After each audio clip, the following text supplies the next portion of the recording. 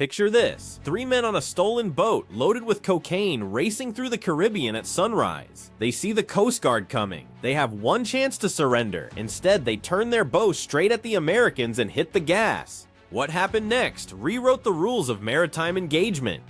5:17 in the morning, a radar operator aboard a Coast Guard cutter watches a green dot appear 12 miles out. No identification signal, no flag, no response to radio calls. The boat is moving north through a known smuggling corridor with the kind of silence that screams guilt. This is not some lost fisherman, this is a challenge. The first warning goes out over open frequency. Nothing. The second warning in Spanish, still nothing. That silence changes everything on the bridge, because when you refuse to identify yourself in cartel waters before dawn, you are not lost, you are hunting for a fight. Then the suspect boat does something that sends ice through every Coast Guard member watching. It turns toward the cutter and increases speed. 14 knots becomes 18, then 21.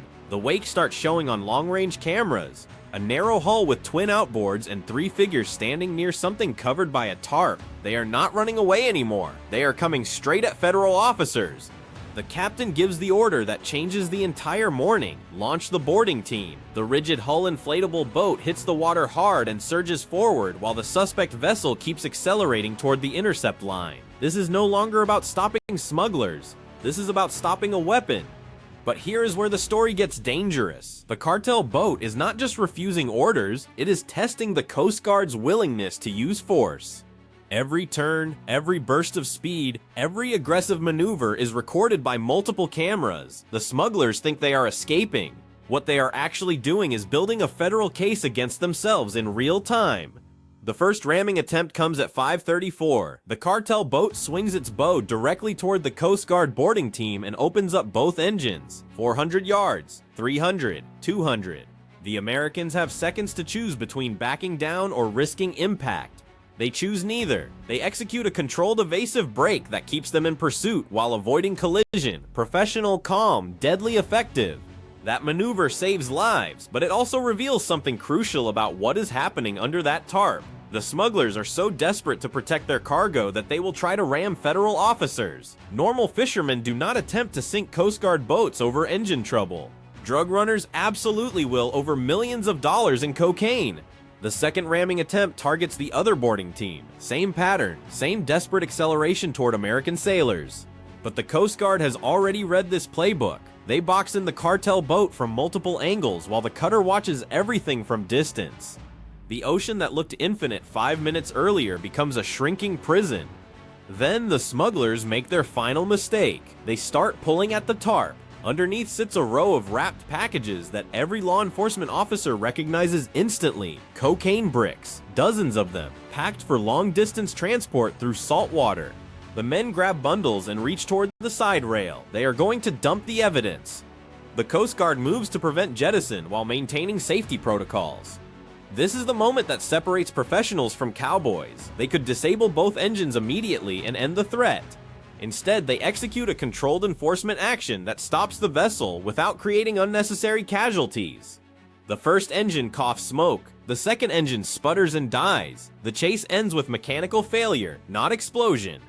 What the boarding team finds next should terrify anyone who thinks maritime drug trafficking is just about small-time smugglers trying to make quick money. The visible cargo is impressive enough, 27 wrapped bales of cocaine stacked openly on deck, but the real discovery comes when they start knocking on the hull plating. The boat has a false compartment running 6 feet forward, packed wall to wall with additional bundles. This is not improvisation. This is industrial-scale smuggling. Someone designed this vessel specifically for cocaine transport. The modified deck plating, the weight distribution, the concealment methods, the layered packaging designed for saltwater exposure. This represents a supply chain that moves millions of dollars through Caribbean shipping lanes every month. The evidence tells a story that goes far beyond 3 men in a fast boat. The GPS unit contains waypoints, speed changes, fuel stops, and rendezvous coordinates. A complete map of the trafficking route hidden inside a cheap device bolted beside the console. To investigators, that navigation data is more valuable than the cocaine itself because it leads back through the entire network.